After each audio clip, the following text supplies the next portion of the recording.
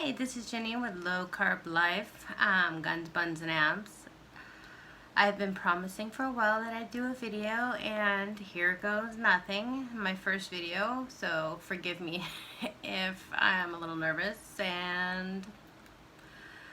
But what we're going to be talking today about is how to overcome your carb addiction. It's kind of like smoking, is how I see it. When I quit smoking, I quit cold turkey. Didn't want to mess around with it, just stopped it. Same with carbs. I cut out my sugars, which, I was a heavy Pepsi drinker, Squirt, Ruby Red, all that fun stuff. I just stopped it. I just decided to quit. Pastas, breads, they were gone. Everything was gone. And you know what? It was hard. Very, very hard. But after 2 weeks of not drinking soda, my headaches were disappearing. Stopped eating bread and pastas and all the wheat products and all those processed foods. 2 weeks, didn't really have cravings for them. I can't say I don't have cravings for sweets. I like my ice cream. But there's ways around that. There's keto ice creams that you can make yourself. Heavy cream, your choice of sugar-free chocolate. You can put some strawberries in it. You can put some vanilla stevia in it. Make a nice vanilla ice cream really quick. Put it in your blender and blend it up for a couple minutes, and there you go. Stick it in the freezer for a half hour and you've got your ice cream. But what made it easier for me is to make sure that I had food on hand that I could actually eat, that I enjoyed, and not going the whole day without eating. And then, my thing was I was a evening eater. I would not eat all day long, and then all of a sudden at night I would be starving. And so I would eat anything I could find. Didn't matter if it was my husband's Snicker bar on top of the refrigerator,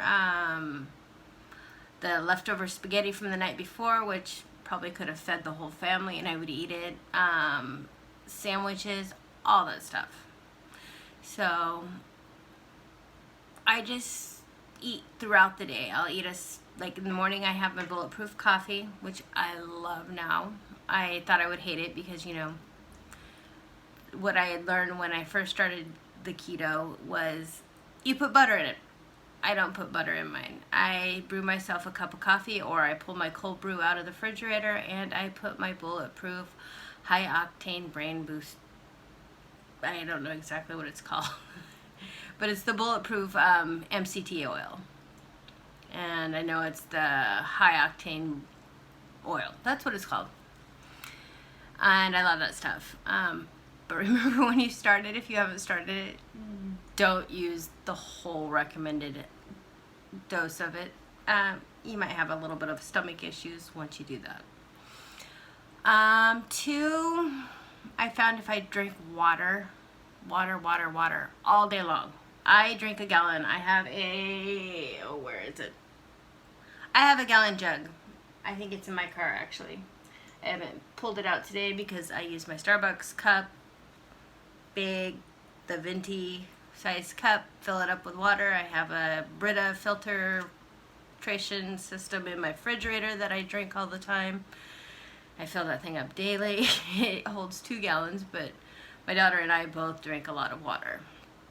And then lunch, I have a salad, tuna fish, leftover meat from the night before, whether it's chicken, beef, turkey, fish. I add it to my salad.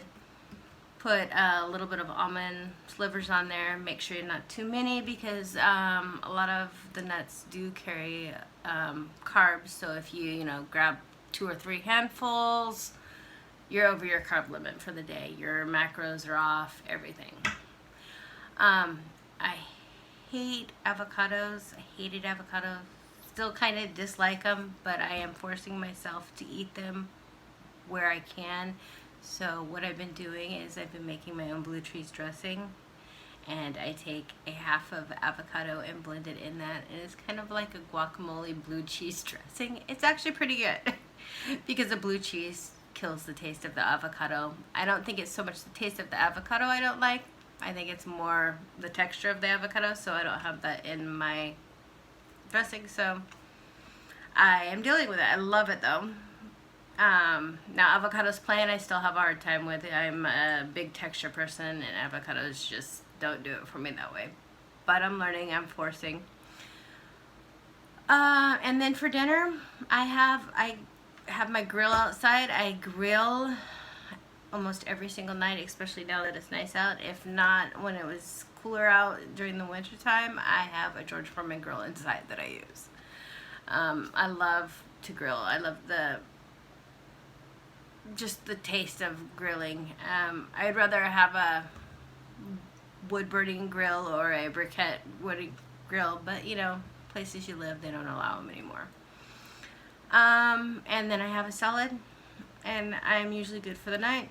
And if I do want a snack, I use my homemade ice cream, or I found a lovely brand. It's the Keto brand. I don't know if everybody knows about it, but I found it. I was super excited about it. My favorite one is the coffee. The Keto brand is kind of grainy. When I make my own, of course, I blend in my brewed coffee so you don't get that grain to it. But I kind of like the texture of the Keto, which a lot of people don't, but I do like the texture of the Keto ice cream. But, you know, after 2 weeks, like with anything, habit, 30 days, you do something for 30 days, you're in that habit. 2 weeks, your cravings start to decrease. You don't miss things as much, especially if you found things to help you get through them. Keep busy, get moving, go for a walk when you have a craving to eat.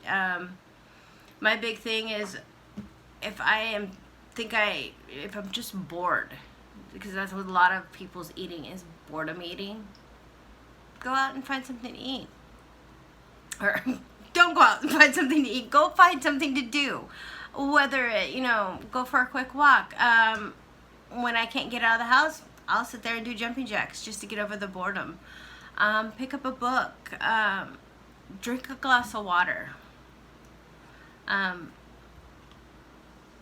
If you want any other suggestions, go ahead and check us out at Buns Abs lowcarblife.com. I'll leave the link in the description below. But I am out of here. Thank you guys all for tuning in. Thanks. Bye.